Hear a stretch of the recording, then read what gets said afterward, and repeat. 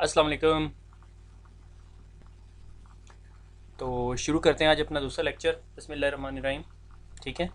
तो ये मैंने नीचे प्रेजेंटेशन के नीचे जो सा है ब्लॉग का एड्रेस भी डाल दिया, ताकि आप लोगों को कोई भी अपडेट्स ढूंढनी हो तो you can just go on to the blog और आपको इन्फॉर्मेशन मिल जाएगी वहाँ से। ठीक है।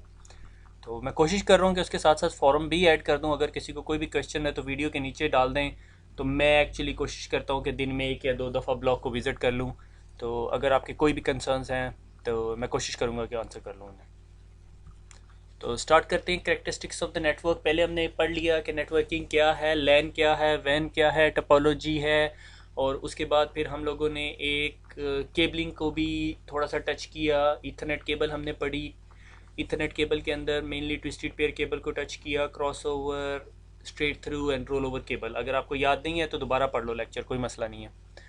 तो अब नेटवर्क समझ आ गया। जब एक या एक से ज़्यादा कंपोनेंट्स को हम ऐड अप करते हैं तो वो एक नेटवर्क कहलाता है। ठीक है। तो इसके अंदर अब आ गया है नेटवर्क की करेक्टरिस्टिक्स, नेटवर्क की खासियतें। ठीक है। सबसे पहले खासियत जो एक अच्छे नेटवर्क के अंदर होनी चाहिए वो है स्पीड। ठीक है। कि नेटवर्क की स्पीड अच्छी होनी चाहिए। स्पीड का अब आप लोगों को सबको पता है कि अब कोई भी अपने घर के अंदर जो है मॉडेम से इंटरनेट नहीं यूज़ करता। अगर आप मॉडेम यूज़ कर रहे हो और ये मेरी वीडियो सुन रहे हो तो मुझे लग रहा है कि आप लोग कोई घंटा दो घंटा लगा के तो उसे बफर करते होगे। ठीक है। तो how fast data can transmit over the network, के नेटवर्क पे कितनी स्पीड से डाटा ट्रेवल कर सकता है। ठीक है। लाइक अगर मैंने एक एक नोड ए है और नोड बी दूसरी नोड है जो पाकिस्तान में दो डिफरेंट सिटीज़ में पड़ी हुई है, तो उनके दरमियान अगर मैंने डाटा ट्रांसफ़र करना है लाइक 1 GB 1 GB, और एक कनेक्शन जो है उस डाटा को 1 घंटे में ट्रांसफ़र करता है और एक कनेक्शन जो है 15 मिनट में ट्रांसफ़र करता है, तो ऑब्वियस है कि जो 15 मिनट में ट्रांसफ़र करता है वो नेक्स्ट कनेक्शन जो है वो फास्टर है। ठीक है। नेटवर्क के अंदर हर चीज़ स्पीड नहीं होती होती। उसके अलावा बहुत सारे कंपोनेंट होते हैं जो अब हम डिस्कस करने लगे हैं। स्पीड के बाद जो दूसरा कंपोनेंट आता है वो कॉस्ट है। ठीक है। अब नेटवर्क की कॉस्ट क्या होती है? नेटवर्क को इंस्टॉल करना, उसको मेंटेन करना और उसके बाद उसके अंदर कोई अपग्रेडेशन करना कितना आसान और सारा कुछ। मसलन मैं एक चाइना से राउटर लेकर आता हूँ या चाइना से एक स्विच लेकर आता हूँ, वो उठा के लगा देता हूँ नेटवर्क में, बहुत सस्ता हो गया। ठीक है। मुझे शायद वो 500 रुपये में मिल जाए। उसको चलाएगा कौन? उसको पाकिस्तान से कोई इंजीनियर नहीं मिलेगा, फिर आपको चाइना से ही कोई चीना उठा के लेकर आना पड़ेगा जो उसकी स्पेसिफिकेशंस या उसके मैनुअल्स पढ़ सके, अगर वो चीज़ ही चाइनीज़ में है। तो आपने कोई ऐसी प्रोडक्ट नहीं लगानी। मैं ये नहीं कह रहा कि चाइनीज़ चीज़ ना बाय करें। मैं ये कह रहा हूँ कि आप हमेशा वो प्रोडक्ट बाय करें, वो इंफ्रास्ट्रक्चर इंस्टॉल करें, वो प्रोडक्ट लगाएं जो ईजी टू मेंटेन हो। ये ना हो कि आपको अगर उस पोर्ट के ऊपर एक उस स्विच के ऊपर एक पोर्ट एनेबल करनी पड़े तो आपको कोई 20 कमांडें देनी पड़े। ठीक है। Easy to maintain. ठीक है। इस चीज़ के लिए एक टर्म यूज़ होती है TCO, total cost of ownership. के नेटवर्क की टोटल कॉस्ट ऑफ ऑनरशिप कितनी होगी? अगर आपने कोई एक ऐसी टेक्नोलॉजी लगा दी अपने नेटवर्क में जिससे आपका नेटवर्क तो बहुत फास्टर हो गया, मगर उस टेक्नोलॉजी को चलाने के लिए आपको कोई 10 बंदे रखने पड़ रहे हैं तो बहुत मुश्किल है आपके लिए, तो कॉस्ट बढ़ जाएगी। तो कॉस्ट की बहुत सारे फैक्टर्स होते हैं जिस पे जो एवेल्यूएट होते हैं। ठीक है। कि अगर आपने एक नेटवर्क लगाया, आपने देखना है यार इस नेटवर्क में 500 हज़ार रुपये और लगा के मैं इसको ऐसा ना बना दूँ कि अगर फ्यूचर में मुझे 100 यूज़र और ऐड करने पड़े तो मैं कर लूँ। ठीक है। तो ये सारे फैक्टर जो से हैं वो कॉस्ट में इंक्लूड हो जाते हैं। हम ज़्यादा डिस्कस नहीं करते इस चीज़ को, सिस्को से बहुत कम क्वेश्चन भी आएंगे। सिक्योरिटी, नेटवर्क कितना सिक्योर है? ठीक है। सिक्योरिटी इस टाइम दुनिया के अंदर जो है ना सबसे बड़ा इशू बना हुआ है। ठीक है। लोगों को पता भी नहीं होता और वो सिक्योरिटी को वाइड भी कर रहे होते हैं, मिस यूज़ हो रही होती है सिक्योरिटी। उसके अंदर बहुत सारी रीज़न हो सकती हैं। आपके अपने एम्प्लॉय भी हो सकता है जो आपके बॉस से राज़ी ना हो, वो जाके आपका डाटा ही उड़ा दे सारे का सारा। ठीक है। ये भी सिक्योरिटी के अंदर आता है। फिजिकल सिक्योरिटी, जहाँ हम सिक्योरिटी गार्ड रखते हैं, वो भी आता है। बल्कि मज़े की बात है, पिछले दिनों मैं ख़बरनामा सुन रहा था तो उसमें बता रहा था वो कराची के अंदर कोई डकैती शिकैती हुई है बैंक के अंदर, उन्होंने सिक्योरिटी गार्ड रखा हुआ था। उसे कहा भाई तूने बंदूक क्यों नहीं चलाई? कहता मैंने तो आज तक बंदूक ही नहीं चलाई। तो सिक्योरिटी आ गई। अगर उसने चलाई होती तो शायद ना होती डकैती। तो नेटवर्क के अंदर भी फिजिकल सिक्योरिटी होती है, आगे जाके हम लोग डिस्कस करेंगे। उसके बाद आ जाता है अवेलेबिलिटी। अवेलेबिलिटी भी एक इम्पॉर्टेंट फैक्टर है कि जब आपको उस चीज़ को यूज़ करना है तो आपको अवेलेबल हो। लाइक आपके एटीएम मशीन, आपको रात को 10 या 12 बजे हॉस्पिटल जाना पड़ गया, आपके पास पैसे नहीं है, आप एटीएम मशीन पे गए, उसमें कार्ड डाला और आपको पैसे मिल गए, ये अवेलेबिलिटी है। शुरू शुरू के अंदर मुझे अच्छी तरह याद है, वो सरगोदा के अंदर अक्सर 80% ऑफ एटीएम मशीन चलती नहीं होती थी, मगर क्लब रोड के ऊपर एक एटीएम मशीन होती थी जो अस्करी बैंक की थी मेरे ख्याल में, वो हर वक्त ऑन होती थी। तो अगर रात को आपको कहीं पैसों की ज़रूरत पड़ गई है और आपको चाहिए तो आप हमेशा अस्करी बैंक जाओगे, क्योंकि आपको पता है कि उसकी अवेलेबिलिटी ज़्यादा है, वो अक्सर चल रही होगी। ठीक है। तो अभी आपने अगर वेब सर्वर लेना होता है, अगर आप में से कोई जानने वाला या कोई वेब डेवलपमेंट में काम कर रहा है तो उसको अंदाज़ा होगा, आप लोगों ने जब वेब सर्वर लेना होता है तो आपने देखना होता है कि जो सर्वर आपने लिया है उसकी अवेलेबिलिटी कितनी है। ठीक है। यानी उस डेटा सेंटर की, या वो जो कंपनी आपका डेटा रखेगी अपने पास या आप सर्विसेज होस्ट करेगी अपने पास, उसकी अवेलेबिलिटी कितनी है। बहुत सारी कंपनीज कहती हैं हमारी 99.99 है, कुछ लोग कहते हैं हमारे पास 59 अवेलेबिलिटी है, 99999, 5 × 9 अवेलेबिलिटी है, परसेंटेज अवेलेबिलिटी। 99.997 का मतलब है कि आप पूरे साल के अंदर आपका जो सर्वर जो वो कंपनी अपने पास रखेगी वो सिर्फ 15 मिनट के लिए डाउन होगा। ये बहुत बड़ी कमिटमेंट है अगर कोई कह रहा है ये। ठीक है। आपकी मेरे ख्याल में टेलीफोन की सर्विसेज भी इतनी देर अपनी रहती है हर वक्त पाकिस्तान में। ठीक है। तो बल्कि जो टीयर 3 के डाटा सेंटर्स के अंदर जो है वो टीयर्स होते हैं। डाटा सेंटर क्या होता है, जहाँ पर आपके सर्वर्स पड़े, like Yahoo, Google, Hotmail, Facebook, Twitter और जो भी वेबसाइट्स हैं, ठीक है, यूट्यूब, इस तरह के तमाम जो सर्वर्स जहाँ पे पड़े हुए हैं ग्लोबल लोकेशंस के ऊपर, वो डाटा सेंटर्स हैं। यानी डाटा सेंटर क्या हुआ, आपने एक बड़ी सी बिल्डिंग ले ली, उसके अंदर एयर कंडीशनिंग लगा दी, उसके अंदर नेटवर्क ले आए, उसके अंदर सर्वर्स रख दिए, उसके अंदर डेटाबेसेस रख दी, और अब आपने कहा अब मैंने सारे इंफ्रास्ट्रक्चर को, ये सारे का सारा इंफ्रास्ट्रक्चर कहलाएगा, इसको अप रखना है। जब भी किसी को इंटरनेट से इधर मेरे डाटा सेंटर में पड़े हुए किसी सर्वर तक आना की ज़रूरत हो तो उसे वो मिले, दैट इज़ अवेलेबिलिटी। तो कुछ डाटा सेंटर जो से वो क्लेम करते हैं कि हम 59 अवेलेबिलिटी देते हैं, 99.999। वो रफली मेरे ख्याल में, मैंने वर्कआउट किया था पिछले दिनों, तो वो रफली 7 से 10 मिनट डाउन टाइम बनता है उनका पूरे साल में। ठीक है। उसके बाद आती है स्केलेबिलिटी एंड रिलायबिलिटी। ये दो डिफरेंट चीज़ें, मैंने इसलिए दोनों काट इकट्ठी लिखी हुई है, स्लाइड में जगह नहीं थी और मैं दूसरी स्लाइड पे जाना नहीं चाह रहा था। स्केलेबिलिटी होती है, आपने नेटवर्क बना लिया, कल को आपको पता चलता है आपने 10 बंदे और ऐड करने हैं, इसमें 10 यूज़र और ऐड हो गए, आपको पता चलता है हो अगर 10 यूज़र ऐड करने हैं तो इसमें तो कैपेबिलिटी नहीं है आपको, बल्कि सारी जो डिवाइसेस आपने लगाई हुई है सारी उखाड़ के फेंकनी पड़ेंगी और नई डिवाइसेस खरीदनी पड़ेंगी। This is a bad design. Okay, ये अच्छा डिज़ाइन नहीं कहलाएगा। अच्छा नेटवर्क का डिज़ाइन वो होता है या जिसके अंदर स्केलेबिलिटी इजी हो, जो स्केल हो सके। इसके लिए एक इंग्लिश में टर्म यूज़ करते हैं, फ्यूचर प्रूफिंग। कि मैंने आज एक नेटवर्क लगाया, मुझे चाहिए कि 100 यूज़र कनेक्ट करने हैं, मैंने जी 48 पोर्ट के 3 स्विच ले लिए। 48 पोर्ट पे पहले 48 यूज़र्स लगा दिए, 48 पे दूसरे यूज़र लगा दिए, और पहले जो उनसे है बाकी कितने बच गए, 4 5 6 कोई यूज़र बच गए, तो वो भी उठा के मैंने तीसरे स्विच पे लगा दिया। मगर मेरे पास अभी 40 पोर्ट्स और पड़ी हुई हैं। तो मैंने कहा जी मैंने फ्यूचर प्रूफ भी कर लिया नेटवर्क, मैं अभी नेटवर्क को एक्सटेंड कर सकता हूँ 48 और यूज़र्स तक, 40 यूज़र्स तक और। ठीक है, that is known as scalability, कि आप कितनी आसानी से स्केल कर सको। मैं ये नहीं कह रहा कि आपको पैसे लगाए बगैर स्केल कर लो, मगर कम से कम डिसरप्शन और कम से कम पैसे लगा के आप जब नेटवर्क को स्केल कर सको, उस चीज़ को कहते हैं स्केलेबिलिटी का कैरेक्टरिस्टिक। उसके बाद आ जाता है रिलायबिलिटी। रिलायबिलिटी के लिए क्या होता है, मैंने एक यहाँ पे एक टर्म लिखी हुई है, MTBF, mean time between failure. आप अगर कोई भी डिवाइस खरीदते हो ना, से सिस्को का स्विच, क्योंकि हम CCNA कर रहे हैं तो सिस्को का ही स्विच डिस्कस होगा। सिस्को का स्विच खरीदते हो ना, तो अगर आप उसकी डाटा शीट में जाओ तो उसके अंदर एक टर्म लिखी होती है, मीन टाइम बिटवीन फेलियर, कि ये स्विच कितने अरसे तक चलेगा और उसके बाद शायद वो बैठ जाए, डाउन हो जाए, उसकी एक एवरेज उन्होंने टाइम निकाला हुआ होता है। ठीक है, मुझे अभी एग्जैक्टली याद नहीं, मेरे ख्याल में एक एवरेज स्विच का जो टाइम होता है ना वो 3 साल होता है। वो 3 साल तक बगैर फेलियर के चलेगा। कितना रिलायबल है ये डिवाइस। ठीक है, सुजुकी मेरान और 86 करोला में कितना डिफरेंस है आपको पता है। ठीक है, वो 100 माइल चलने के बाद उसको अंदर मेंटेनेंस की ज़रूरत पड़ेगी, और 86 करोला कितने माइल चल के ज़रूरत पड़ेगी। जिनके पास 86 करोला वही बता सकते हैं, मेरे पास नहीं है। ठीक है, मेरे पास तो होंडा CD70 है। ठीक है, वो बहुत रिलायबल है, उसकी रिलायबिलिटी बहुत है। ठीक है ना, मैंने बड़ा रगड़ा दिया उसे। ठीक है, वो आप लाहौर की सड़कों पे जाके देख लें, वो लड़के तो वन व्हीलिंग वगैरह कर रहे होते हैं उसके ऊपर। ठीक ठीक है, कि रिलायबल कितना है नेटवर्क। ठीक है, नेटवर्क के ऊपर स्विच कितनी जल्दी उड़ता है। अगर मेरे पास एक नेटवर्क है, उसके अंदर 100 स्विचेस लगे हुए हैं, और मैं अभी जिधर काम कर रहा हूँ वहाँ पे हमारे पास कोई 750 स्विचेस लगे हुए हैं। ठीक है, उन स्विचेस के अंदर हमने जब एवरेज निकाली तो हमारे साल में 20 स्विचेस उड़ते हैं, 20 स्विचेस फेल होते हैं। Not a bad value.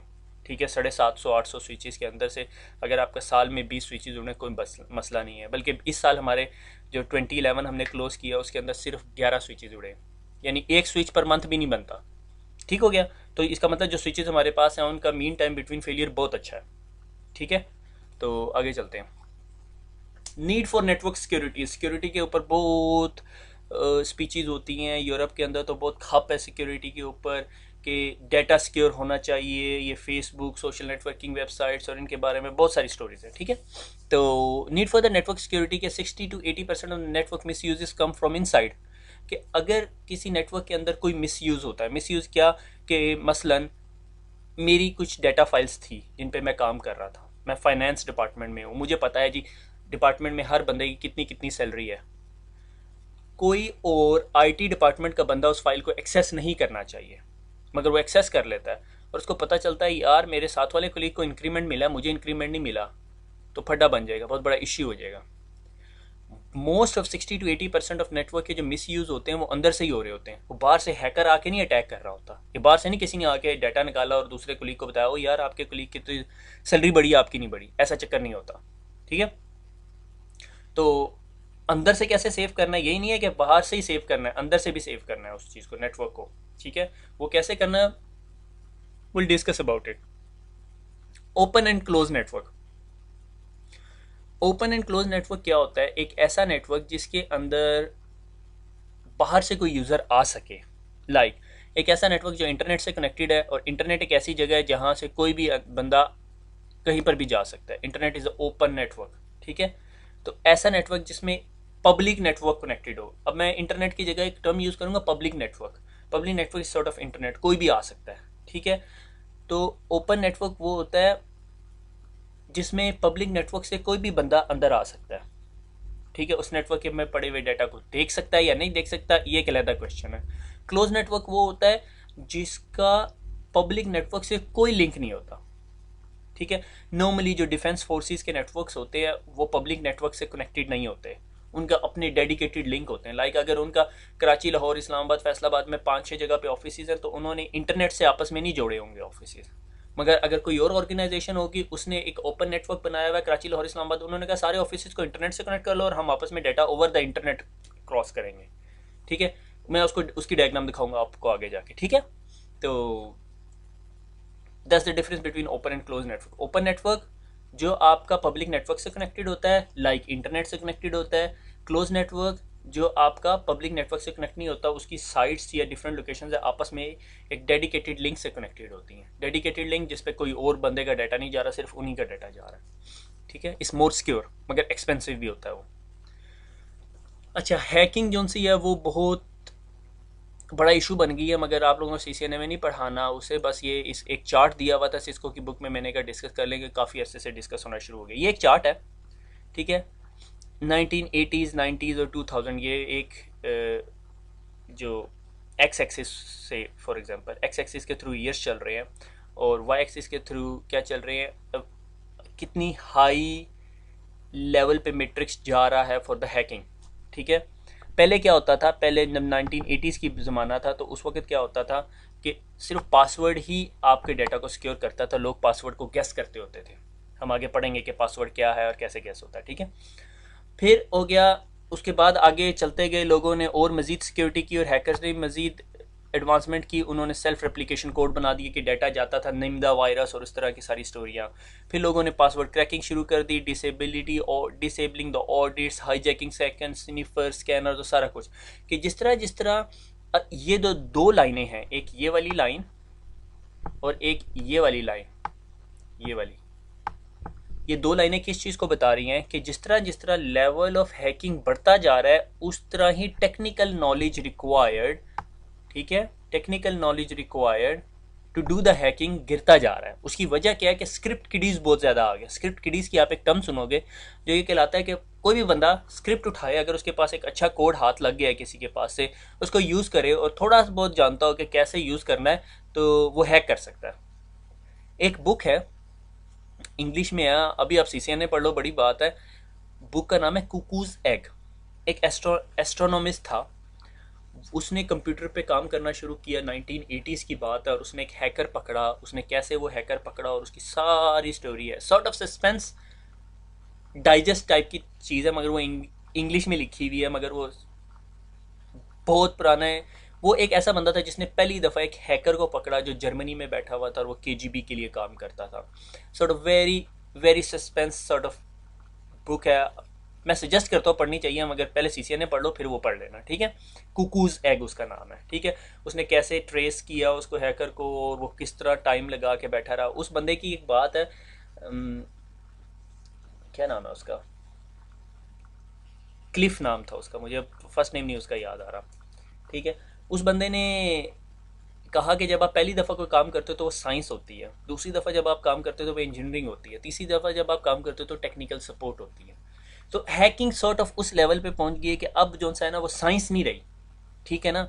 अब वो तकरीबन हर एक बंदा कर रहा होता है। लाइक वायरलेस का वेब क्रैक हो गया, कोई भी बंदा कर सकता है, ठीक है। छोटे बच्चे को दे दो कीबोर्ड माउस पकड़ा के, और सॉफ्टवेयर टूल्स बहुत सारे मार्केट में पड़े, कोई भी यूज़ करो, आप खोल सकते हो उसको, ठीक है। आगे चलते हैं, टेंशन नहीं लेनी बहुत ज़्यादा। अब आप सोच रहे हो कि मैं ये सीसीएनए छोड़ूं हैकिंग पढ़ लूँ पहले, ठीक है। पहले ये पढ़ लो फिर आगे हैकिंग भी पढ़ लेना। आगे चलते हैं, क्लासेस ऑफ अटैक, ठीक है। अटैक कैसे किया जा सकता है। अब डोंट टेक द इम्प्रेशन कि मैं आपको यहाँ हैकिंग पढ़ाने लगा, ठीक है। ये सिर्फ सिक्योरिटी का इंट्रोडक्शन देने के लिए है, ठीक है। अटैक के बहुत सारे टाइप्स होते हैं। एक अटैक का टाइप कहलाता है पैसिव, ठीक है। पैसिव अटैक क्या है कि आप साइड पे खड़े हुए हो और ट्रैफिक को एनालिसिस कर रहे हो, मॉनिटरिंग द कम्युनिकेशन। लाइक किसी बंदे ने जब चोरी करनी होती है किसी के घर में, तो उसको उसके सारे टाइमों का पता होता है, कितने बजे ये जाता है, कितने बजे इसके बीवी बच्चे स्कूल जाते हैं, और फिर ये कितने बजे वापस आते हैं, उसे एग्जैक्ट टाइमिंग पता होता है कितने बजे घर खाली होता है। इसी तरह नेटवर्क के अंदर जब किसी ने पैसिव अटैक करना होता है तो वो देखते हैं, अच्छा जी नेटवर्क के अंदर सर्वर्स कहाँ पे पड़े हैं, सर्वर्स के नाम क्या क्या हैं, उनके आईपी एड्रेसेस क्या क्या हैं, ठीक है। और उसके बाद आगे हम आते हैं एक्टिव अटैक्स। एक्टिव अटैक्स के अंदर क्या है, उसने ताला तोड़ना शुरू कर दिया अब उसने, ठीक है। उसे पता चल गया घर वाले सारे बाहर गए हैं, अब उसने ताला तोड़ना है। कौन सा ताला तोड़ना है, सबसे कम शोर मचाए बगैर, पीछे से आएगा, सामने से आएगा, खिड़की खोलेगा, जो भी तरीका आजमाएगा। एक्टिव अटैक नेटवर्क में क्या होता है कि आपको पता चल गया यार ये सर्वर जो है ना ये पासवर्ड मांगता है, आप उसके ऊपर अब कोई एक ऐसा कोड चला दोगे या कुछ ऐसा कर दोगे कि वो पासवर्ड ना मांगे आपसे। Close in attack, close in attack attempts to go closer to the physical proximity to the network system or facilities। close in attack क्या, जब आप बहुत करीब जाके कुछ चेक करना चाह रहे हो, ठीक है। लाइक खिड़की में से झांक रहे हो, ठीक है, घर की कि भाई अंदर क्या हो रहा है, ठीक है। Insider, insider class of attack क्या होती है कि आपका घर के अंदर का ही बंदा मिला हुआ होता है। लाइक आपके घर के अंदर काम करने वाली माई आती है, आपने अक्सर देखा होगा कि वो घर में स्टोरियाँ बता रही होती है, जी वो फलां अलमारी के अंदर या फलां पतीले के अंदर जी सोना पड़ा हुआ, ठीक है, ये जो भी चीज़ें पड़ी हुई हैं, ठीक है। Distributed malicious modification hardware software during the distribution with backdoor installed, कि आपको किसी ने कहा, ये तो बहुत कॉमन टाइप की चीज़ है, कि आपको किसी ने कहा कि ये सॉफ्टवेयर ले लो, ये बहुत अच्छा है, या गेम्स है या जो भी, ठीक है। और आपने वो गेम इंस्टॉल कर ली और आपको ये नहीं पता कि उसके अंदर किसी ने कोई ऐसी चीज़ डाली हुई थी जो पैकेट स्निफर या की लॉगर्स है। की लॉगर क्या चीज़ होती है, आपने अपने कीबोर्ड से जो कुछ भी टाइप किया तो उसने लॉक कर लिया। ये बहुत कॉमन टूल है, मिल जाता है आपको आराम से। बल्कि आपको अगर मैं आपको बता भी दूँ आपके सिस्टम पे पड़ा हुआ है तो आपको पता भी ना चले कि आपके सिस्टम पे पड़ा हुआ है। वो ऐड एंड रिमूव कंपोनेंट से रिमूव नहीं होता, ठीक है। तो आगे चलते हैं। अब मुझे ये कमेंट ना करना कि आपको वो टूल का नाम बता दो, खुद ढूंढ लो,